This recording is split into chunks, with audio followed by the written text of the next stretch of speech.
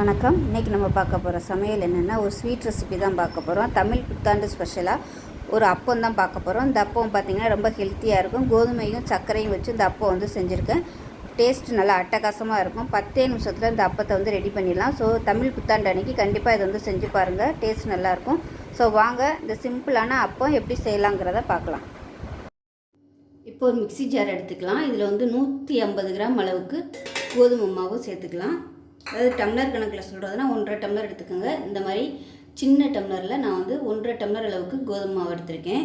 இப்போ இது தனியாக இருக்கட்டும்.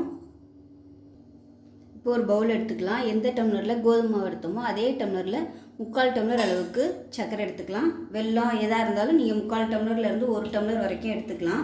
இப்போ வந்து எந்த டம்ளரில் எடுத்தோமோ அதே டம்ளரில் 1 டம்ளர் அளவுக்கு தண்ணி சேர்த்துக்கலாம். இப்போ வந்து கேஸ் ஆன் பண்ணிவிட்டு கரையை விட்டுக்கலாம். ரொம்ப கொதிக்க விடணும்னு அவசியம் இல்லை, கரைஞ்சால் மட்டும் போதும். இப்போ இது நல்லா கரைஞ்சிருச்சு. கேஸ் அமர்த்திடலாம். அமர்த்திட்டு இது வந்து ஆறட்டும். ஆறுனதுக்கப்புறம் நம்ம வந்து அந்த மாவில் ஊற்றி அரைச்சிக்கலாம். ஆறட்டும். இப்போ பார்த்திங்கன்னா நம்ம வந்து கரைச்சி வச்சுருந்தேன் அந்த சக்கரை தண்ணி வந்து நல்லா கரைஞ்சிருச்சு. இதை வடிகட்டிக்கலாம். இதில் வந்து ஒன்றும் இருக்காது, இருந்தாலும் வடிகட்டிக்கலாம். இப்போ இதில் 1/4 டீஸ்பூன் போல் பேக்கிங் சோடா, ஒரு ஏலக்காய் வச்சுருக்கேன், அதோட கொஞ்சமாக சுக்குத்தூள் வச்சுருக்கேன். இது எல்லாத்தையுமே இதில் சேர்த்துக்கலாம். சேர்த்துட்டு நல்லா அடிச்சுட்டு வந்துடலாம். கையில் வச்சோம்னா கூட ஒழுங்காக வந்து இது கரையாது. நம்ம மிக்சியில் போட்டு அடிச்சிட்டோம்னா நல்லா அப்படியே ஸ்மூத்தாக நல்லா சாஃப்டாக வரும். இது வந்து அடிச்சுட்டு வந்துட்டு பார்க்கலாம்.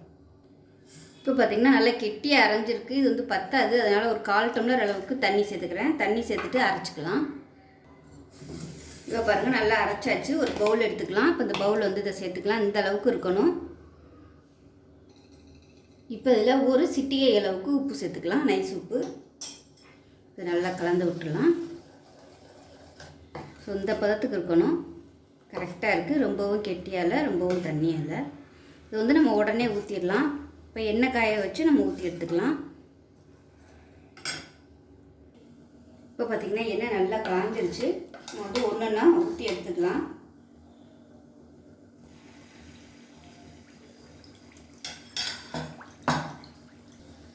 இப்போ பார்த்திங்கன்னா போட்ட 1 நிமிஷத்தில் நல்லா மேலே எலும்பி வந்துடும். இந்த மாதிரி எண்ணெயை வந்து அது மேலே அள்ளி தெளித்து விட்டோம்னா நல்லா பூரி மாதிரி நல்லா புஷ்ஷுன்னு வரும். அடுப்பு வந்து மீடியமாக வச்சுக்கோங்க. நல்லா காஞ்சதுக்கப்புறம் அடுப்பு வந்து மீடியத்தில் வச்சுக்கோங்க. இப்போ திருப்பி விட்டுடலாம். நல்லா சிவந்து வரணும். நான் அன்றைக்கி எடுத்துருக்க அளவு பார்த்திங்கன்னா 3/4 டம்ளர் தான் எடுத்துருக்கேன். இது மீடியமான இனிப்பில் தான் இருக்கும். நீங்கள் 1 டம்ளர் எடுத்துக்கிறதுனால எடுத்துக்கலாம். பாருங்கள் பூரி மாதிரி சூப்பராக வருது பாருங்கள். நல்லா புஷ்ஷு நின்று நல்லா வேகணும். சைட்லலாம் நல்லா அப்படியே செவந்து வரும். செவந்து வந்ததும் நம்ம எடுத்துடலாம். இப்போ பார்த்திங்கன்னா இந்த சைடு திருப்பி விட்ருக்கேன். நல்லா அந்த சைடு செவந்து வந்துருச்சு. இன்னும் இந்த சைடு வந்து செவக்கல, அதனால் லைட்டாக திருப்பி விட்ருக்கேன். நல்லா 2 சைடும் திருப்பி விட்டு நல்லா செவந்து வந்ததும் எடுத்துடலாம். இந்த எண்ணெயெல்லாம் பார்த்திங்கன்னா இந்த பபுள்ஸ் அடங்கிருச்சு, எடுத்துடலாம். இப்போ இதே மாதிரியே எல்லாத்தையும் நம்ம ஒன்று ஒன்றா ஊற்றி எடுத்துக்கலாம்.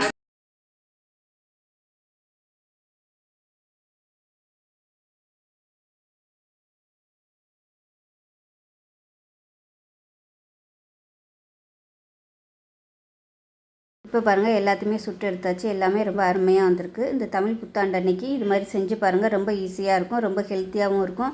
கோதுமையும் சர்க்கரையும் வச்சு செஞ்சதுனால ரொம்ப ஆரோக்கியமாக இருக்கும். இதே மாதிரியே செஞ்சு பாருங்கள். செஞ்சு பார்த்துட்டு எப்படி வந்துச்சுங்கிறத சொல்லுங்கள். வீடியோ பிடிச்சிச்சின்னா லைக் பண்ணுங்கள், கமெண்ட் பண்ணுங்கள், சேனலை சப்ஸ்கிரைப் பண்ணுங்கள், பக்கத்தில் உள்ள பெல் பட்டனையும் ப்ரெஸ் பண்ணுங்கள். நன்றி.